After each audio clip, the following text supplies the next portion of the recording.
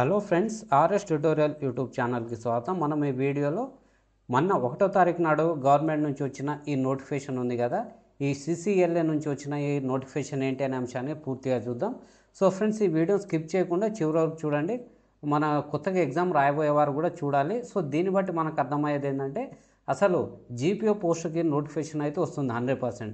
ఎన్ని పోస్టులకు అనేది మనకి ఇంకా క్లారిటీ లేదు. బట్ దీంట్లో పాత వారికి ఏమేమి క్వాలిఫికేషన్స్ ఇచ్చారు, ఏదైనా ఎగ్జామ్ ఉందా ఏంటి అనే అంశాలు మనకు దీంట్లో కొన్ని తెలిసే అవకాశం ఉంటుంది. సో అదైతే ఇప్పుడు చూసే ప్రయత్నం చేద్దాం.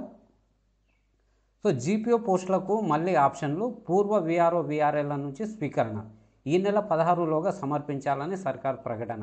సో గతంలో ఆప్షన్లు ఇచ్చిన వారి సంఖ్య వచ్చేసి 9654. అయితే జీరో ఈ సర్వీస్ అయి ఉంది కదా, వాళ్ళకు గతంలో ఉన్న సర్వీస్ జీరో అని చెప్పేసి ఇప్పుడు చెప్పడం జరిగింది కాబట్టి మళ్ళీ ఆలోచిస్తున్నారు అసలు దానికి వెళ్ళాలా వద్దా అని.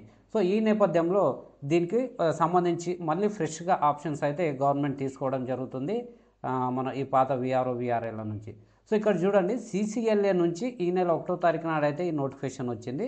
సో దీంట్లో ఏంటంటే, issue this notification for the appointment of గ్రామ పాలన officer duly taking options from X VRO VRS. ఎందుకంటే గతంలో విఆర్ఓ విఆర్ పనిచేసిన వారు ఇప్పుడు వేరు డిపార్ట్మెంట్లో జూనియర్ అసిస్టెంట్గా, రికార్డ్ అసిస్టెంట్గా పనిచేస్తున్నారు.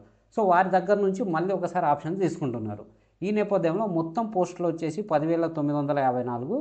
సో ఇన్ని పోస్టులకు సంబంధించి విఆర్ఓ విఆర్ఏలు వారికి ఉండాల్సిన మినిమం క్వాలిఫికేషన్ వచ్చేసి డిగ్రీ ఉండాలి.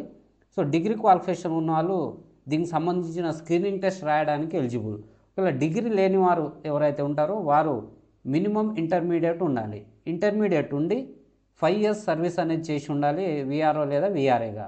సో ఆ విధంగా అంటే ఉంటే డిగ్రీ ఉండాలి, లేకపోతే VRO are VRA with 5 years regular service ఉంటేనే వారు ఈ జీపీఓ పోస్ట్కి వారికి అర్హత ఉన్నట్టు. ఈ నేపథ్యం ఇవి ఉన్నవారు మనం గూగుల్ ఫామ్స్ రూపంలో ఆప్షన్స్ ఇవ్వచ్చు. సో నెక్స్ట్ చూద్దాం. దీనికి సంబంధించిన లాస్ట్ డేట్ వచ్చేసి ఈ నెల 16వ తారీఖు నాడని చెప్పడం జరిగింది. సో ఈ లోపు అప్లై చేసుకోవాలి. Interested VROs VRS may apply the Google form. So ఈ గూగుల్ ఫామ్ లింక్, సో ఇది ఎంటర్ చేస్తే ఈ గూగుల్ ఫామ్ ఓపెన్ అవుతుంది. దీంట్లోకి వెళ్ళి మనము అన్ని ఫిలప్ చేసి దాన్ని ఫిజికల్గా సైన్ చేసిన తర్వాత, అంటే ఫిలప్ చేసిన తర్వాత ఆ కాపీని ప్రింట్అవుట్ తీసుకొని సైన్ చేసి దాన్ని మన జిల్లా కలెక్టర్ ఆఫీస్లో సబ్మిట్ చేయాలి. సైన్ చేసిన కాపీని ఆన్లైన్లో గూగుల్ ఫామ్ సబ్మిట్ చేసినా సరిపోదు, దీన్ని మనకు కలెక్టర్ ఆఫీస్లో సబ్మిట్ చేయాలి. సో ఫ్రెండ్స్, ఇది ఆ తర్వాత వచ్చేసి మెథడ్ ఆఫ్ అపాయింట్మెంట్ అని ఇచ్చారు. సో విఆర్ఓస్ విఆర్ఎస్ సంబంధించి సో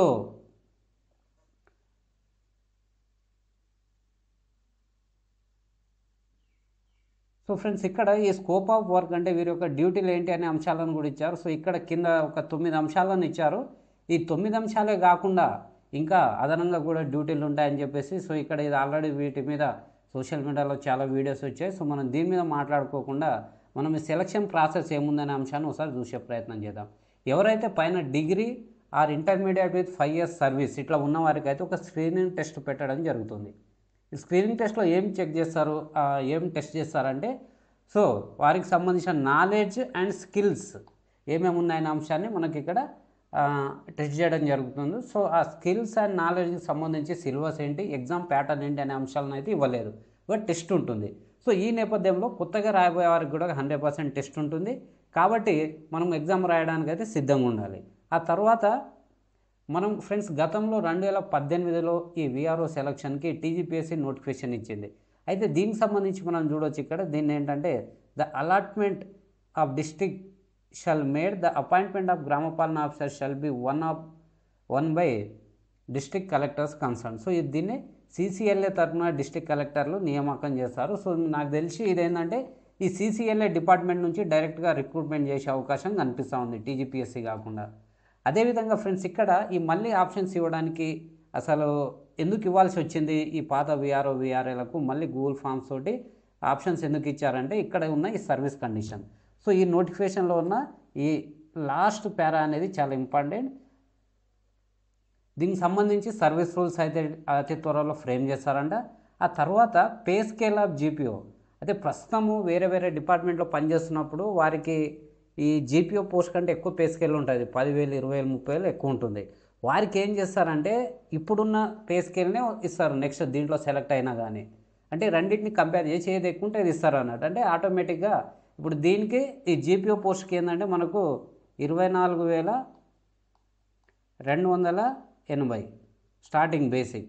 సో వారు ఆల్రెడీ వేరే డిపార్ట్మెంట్లో కొన్ని రోజుల నుంచి పనిచేస్తున్నారు కాబట్టి వాళ్ళ పే స్కేల్ దీనికంటే ఎక్కువ ఉంటుంది కాబట్టి ఆ స్కేల్ ఇస్తారని చెప్పారు.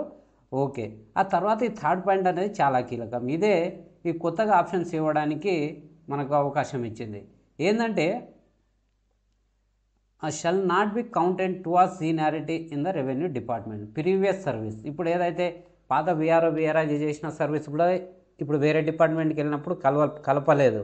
ఇప్పుడు వేరే డిపార్ట్మెంట్లో పనిచేస్తున్నారు కదా, వాళ్ళు మళ్ళీ రెవెన్యూ డిపార్ట్మెంట్కి వచ్చినా కానీ ఆ సర్వీస్ అనేది యాడ్ చేయరు. ఓన్లీ పే స్కేల్ అంటే శాలరీ మాత్రమే ఇస్తారు. అంటే పే ప్రొటెక్షన్ ఉంటుంది కానీ సర్వీస్ ప్రొటెక్షన్ ఉండదు. ఈ నేపథ్యంలో చాలామంది ఆల్రెడీ విఆర్ఐలుగా పనిచేసినా కానీ మనము సర్వీస్ కోల్పోయాం కాబట్టి ఇప్పుడు మళ్ళీ ఒక 2 సంవత్సరాలు చేసిన తర్వాత ఇప్పుడు మళ్ళీ దాంట్లోకి పోయి మళ్ళీ దాంట్లో కూడా మళ్ళీ జూనియర్స్ అవుతాం, మళ్ళీ ఫస్ట్ నుంచి స్టార్ట్ అవుతుంది సర్వీస్, మనం సర్వీస్ లాస్ అవుతామని కూడా చాలామంది ఆలోచన చేసుకొని దీంట్లో రాకుండా ఉండడానికి అవకాశం ఉంది. కాబట్టి సో గతంలో దాదాపు 9,654 మంది అప్లై చేసుకున్నారు, అంటే ఆప్షన్స్ ఇచ్చారు. సో ఇప్పుడు ఆ సంఖ్య తగ్గొచ్చు కాబట్టి ఆ సంఖ్య ఎంత ఉంది అనేది అంతా బయటకు వచ్చిన తర్వాత అన్ని పోస్టులకు ఈ స్క్రీనింగ్ టెస్ట్ అనేది నిర్వహిస్తారు.